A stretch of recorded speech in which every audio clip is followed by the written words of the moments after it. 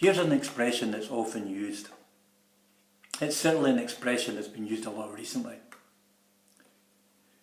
We're all in the same boat. Politicians use it in all kinds of situations, but especially when things aren't going well. They do it to reassure us that when trouble comes along, we will share in the trouble equally. We are united. We are all in this together. Now that shipwreck story we heard from Acts chapter 27 is not a well-known story. And on the boat, in the storm, there were sailors who were trying to navigate and steer through that storm. There were Roman soldiers of different ranks, and there were a group of prisoners heading for trial, and one of these prisoners was the Apostle Paul. All the people were literally in the same boat,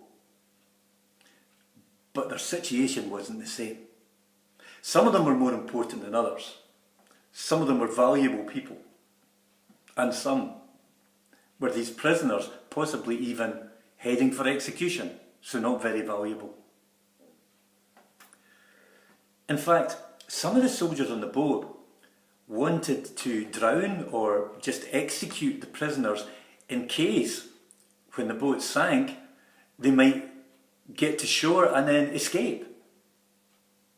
So they might have all have been on the same boat, but in many ways they weren't all in the same boat.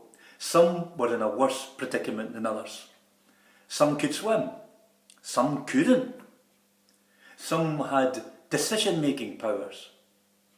Others had to do as they were told. Some were free, some had lost their liberty. Fortunately, there was a chain of command, and the centurion in charge did not agree with the other soldiers about executing the prisoners. And so in the end, some of them swam. The ones that couldn't swim were able to hold on to bits of the boat and eventually float towards the shore, and somehow, although the ship was lost completely, all the people were able to make it to land. This last week we've heard the story, shocking story really, of Dominic Cummings.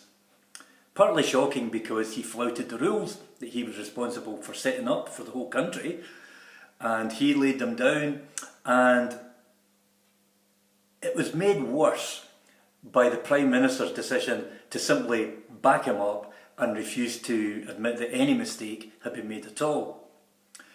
And this got the government's own scientific advisors accusing the Prime Minister in a few short minutes of last Sunday evening of trashing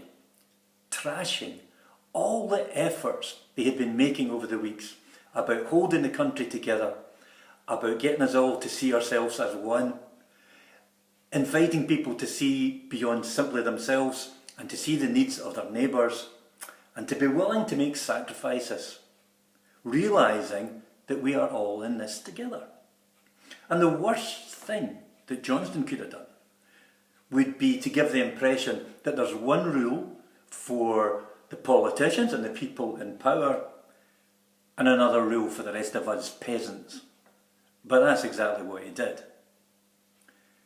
Now, we may all be in the same boat when it comes to COVID, in the sense that it is here and it affects the society we're living in right now. And we all know from the Prime Minister's own experience that it's hard to imagine we could be immune and completely safe. Anyone can get this disease. But we're definitely not all the same. Some of us are in a better place. Some of us are in a much more vulnerable place. So if we're dealing with the public, or if we work in the care sector, we're more at risk. If we're white-skinned, apparently, we have an advantage over other ethnicities. If we have a garden and a reasonably sized house, then we have a big advantage in coping with lockdown compared to those in high-rises with no outside space. If we're older, we're more at risk. If we are poor and we live in cities, we're also at a disadvantage. So we're not all equally affected by this crisis and this virus. What does that mean for us as Christians? Well, it means that we need to be ready to think about this not just from our own personal perspective, but also from the standpoint of those who are in a more vulnerable place. We need to keep finding ways to support and encourage and keep tabs on others around us, and to be ready to do what we can do to help people. One message of Christianity is that life is about more than just self-interest. And one byproduct of this pandemic is that it gives us opportunities to look beyond ourselves and to start noticing people we could be helping. So I think this is something that we really should be thinking about at this time and reflecting on. But as today is Pentecost Sunday, you might wonder, what's the relevance of this phrase about being in the same boat? I think there is a connection. When it comes to the gift of the Spirit, we are in the same boat. On Pentecost, the Spirit came to the friends of Jesus, and the Spirit has been coming to the friends of Jesus ever since. The Spirit is offered by God not to some particularly spiritual people, or to the most dedicated hard workers, or to some great preachers. The Spirit is offered to us all, without exception. When it comes to the Spirit, God gives to us all, whoever we are, whatever stage of life we're at, no matter our situation. And the Spirit comes to help us, to speak God's word into our lives, to open our minds to what God is saying to us today, to encourage us to change bad practices and unhelpful beliefs from the past, and to be willing to be imaginative in the way we operate as a church. In fact, despite the pain of this pandemic, one effect has been to challenge churches to think about how we operate and to look at new ways of communication. Now, change can be difficult and change can be painful, but these things are often necessary for our growth. And the Spirit has been doing this kind of thing all the way through history, helping us to realise that certain beliefs need to go, certain practices need to change. As with God's help, human beings continue to discover more about what it means to be humane and compassionate and Christ-like. The Spirit has helped us to realise more and more about how we can tear down walls of separation and ignorance and show acceptance to whole groups of people. And we've learned so much over the years with the Spirit's help.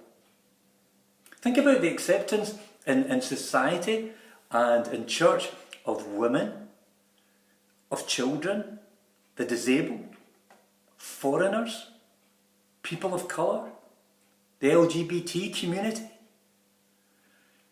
These were all groups of people who were regarded as inferior people. And we realise now that in God's eyes, nobody matters unless everybody matters. We're getting better at following Jesus in his mission to include whole groups of people instead of shutting them out. And the Spirit is still at work in our individual lives, helping us to make decisions, showing us how we can follow Jesus more effectively in 2020. Because at the end of the day, this is our time. We want to thank God for all that's happened in the past, but the most important thing for us is to be close to God today, here, and looking to find God's voice for us in 2020. God has sent to all of us as followers of Jesus the very Spirit of Jesus to help us in this task and to be present with us day by day. So this morning, we think back to Pentecost and the first time that the Spirit of Jesus was given to the disciples. And we give thanks for that, we rejoice in that. But we also rejoice that the same Spirit is given to you and me, fully, equally, and without favour. When it comes to the gift of the Spirit, everyone is included. When it comes to the gift of the Spirit, we really are all in the same boat. Thanks be to God.